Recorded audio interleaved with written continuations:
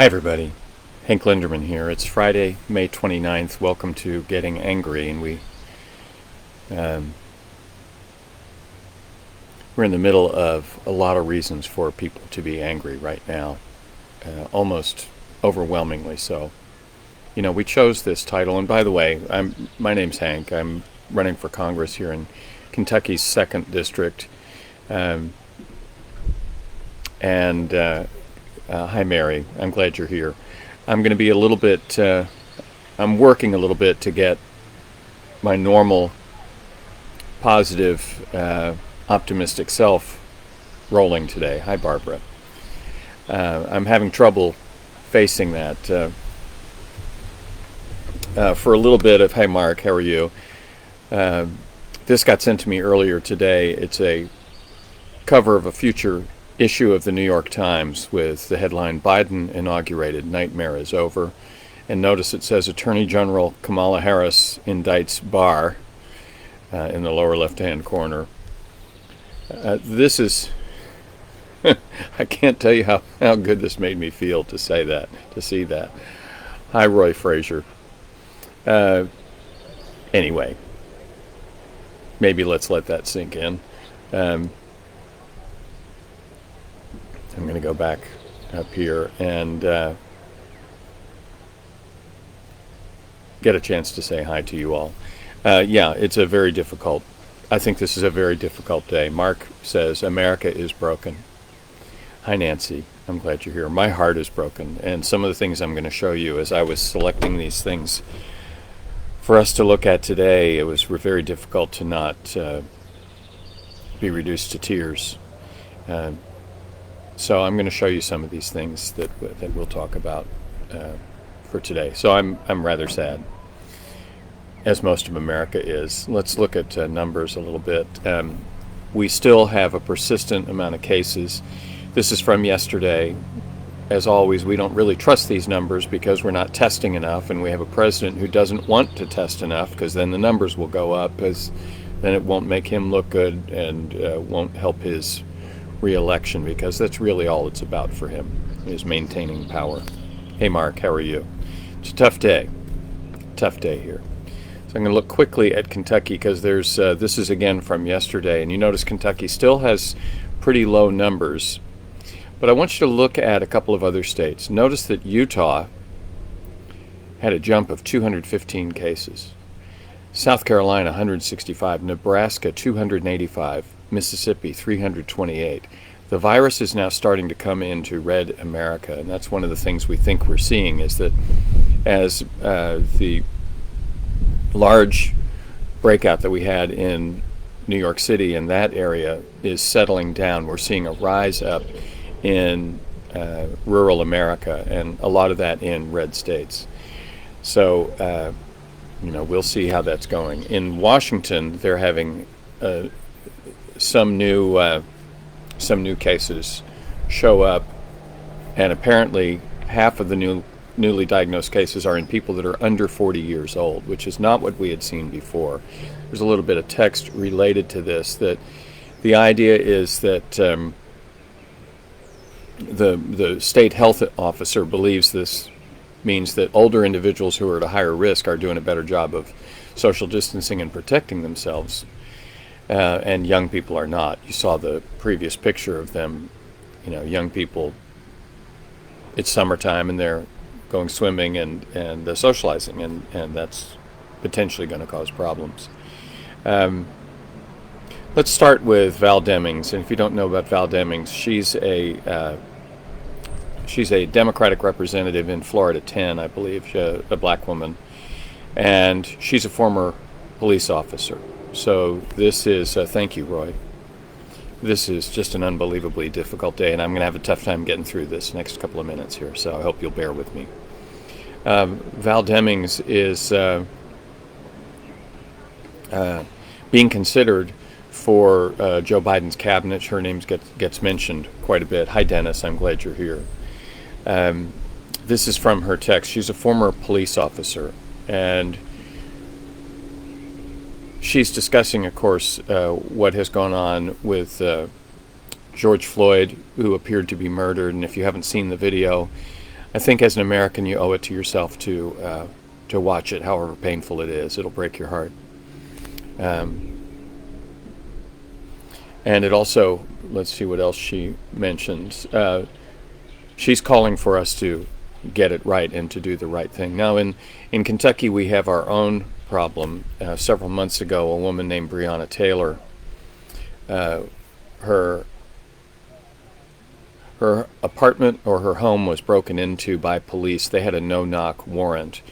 And even though they announced themselves, Breonna and her boyfriend, who were asleep, presumably, it was late at night,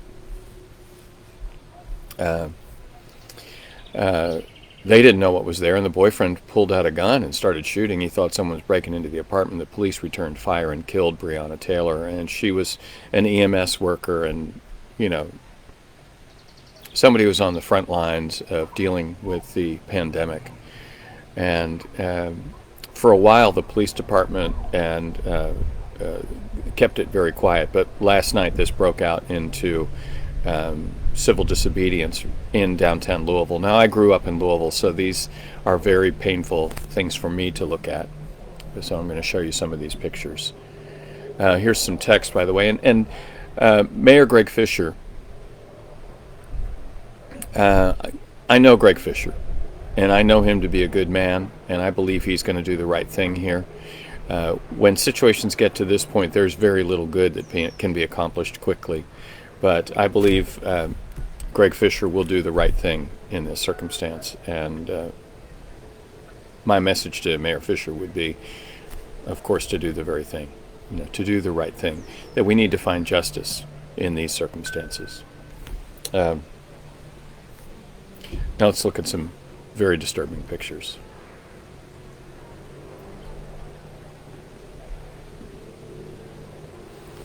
This is someone, a protester from last night, pouring milk in their eyes after they've been sprayed with tear gas. They were being shot with paintballs. Don't know if that gets mentioned here. Yeah, we'll get to that in a moment. Like I say, these are pictures from the town I grew up in, and very distressing.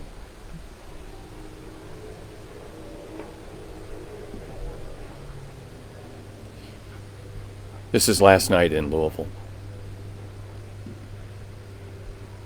A little bit of information. The Louisville Metro Police Department doesn't use rubber bullets, so they were using pepper balls, which are similar to paintballs, and they leave welts on a person's body after being struck, but they were not using deadly force. On the other hand, I don't know how successful that sort of thing will be. There's going to be another protest tonight. I certainly hope it doesn't turn violent.